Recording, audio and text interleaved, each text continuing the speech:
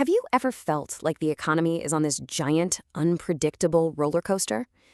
One minute it feels like we're climbing, jobs are everywhere, things are good, and then the next we're plunging into a downturn. It's a feeling we all know, these waves of boom and bust that kind of shape our lives.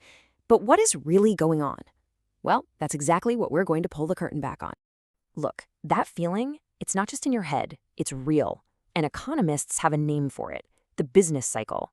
It's basically the official term for these recurring, but not always predictable, periods of economic growth followed by recession. It really is the fundamental rhythm of a market economy. So, to make sense of this whole roller coaster ride, economists have mapped out the journey. They've broken it down into 4 distinct phases. And honestly, understanding these phases is like having a map.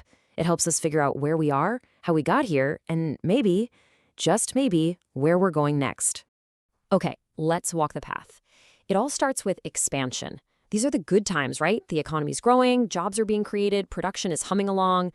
That all leads up to the peak. That's the absolute high point. But as we all know, what goes up, well, it usually comes down. That brings us to the contraction phase, what most of us call a recession, when things start to slow down. And finally, we hit the trough, the very bottom, right before the whole thing starts to turn around and grow again. Now that word recession, man, it gets thrown around all the time. So what's the official definition? Well, in the US, the folks who make the call are the National Bureau of Economic Research. And for them, it's not just about GDP. It's way broader. They're looking for a significant decline in activity that's spread across the entire economy, from jobs to income to sales. It's a systemic slowdown that you can feel pretty much everywhere.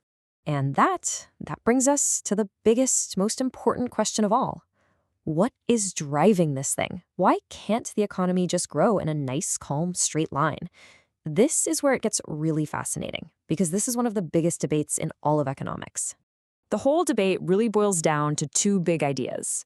On one side, you have the external shocks theory. The idea here is that the economy is naturally pretty stable, but it gets knocked off course by totally unpredictable outside events. Think a sudden oil crisis or a massive new technology. The other side says, nope, the roller coaster is built into the system. This is the internal flaws theory, and it argues that the seeds of every bust are actually planted during the boom. A classic example of that external view is something called the solo growth model. It basically says that long-term growth is driven by technology. But here's the key part. In this model, technology is an outside force. It just appears, kind of like a random lucky break that pushes the economy forward, not something the system created itself. The opposing view, of course, is that the engine of the cycle is ticking away right inside the machine.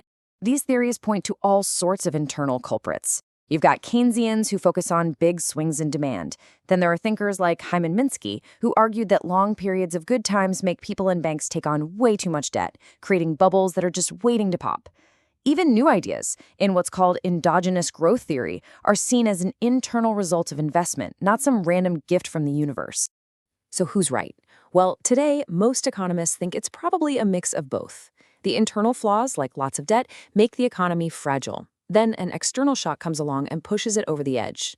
Still, it just goes to show how hard this is to predict. Get this, in 2003, Nobel Prize winner Robert Lucas Jr. famously declared that the problem of depression prevention has been solved. Just 5 years later, the world plunged into the Great Recession. A pretty stark reminder that the cycle was far from over. Okay, so since we know the cycle is still very much with us, the next logical question is, can we do anything about it? And the answer is, yeah, we can try. Governments and central banks have a whole toolkit they use to try and smooth out the worst of the ups and downs. The 2 main tools in the box are fiscal policy and monetary policy. Fiscal policy, that's the government's job.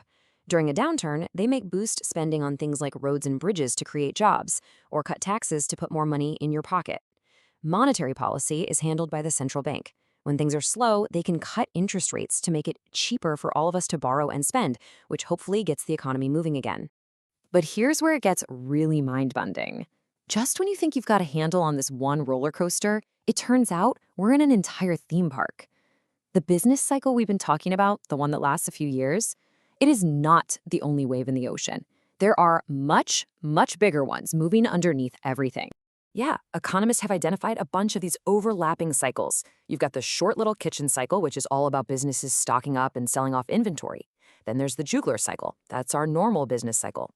But then you get to the giants, the Kuznets swing, tied to huge infrastructure projects, and the monster Kondratiev wave, which can last for half a century and is driven by massive technological revolutions, like steam power or the internet.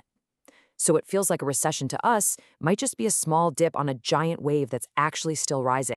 So, we live in this incredibly complex economy of overlapping, inevitable waves. And it really leaves us with a fundamental question, doesn't it? Should our goal be to use all those policy tools to try and flatten these waves into a perfectly calm sea, something that so far has seemed pretty much impossible? Or maybe should we just accept that the economy is always going to be volatile, and instead we should focus all our energy on becoming better surfers, ready to ride whatever waves come our way?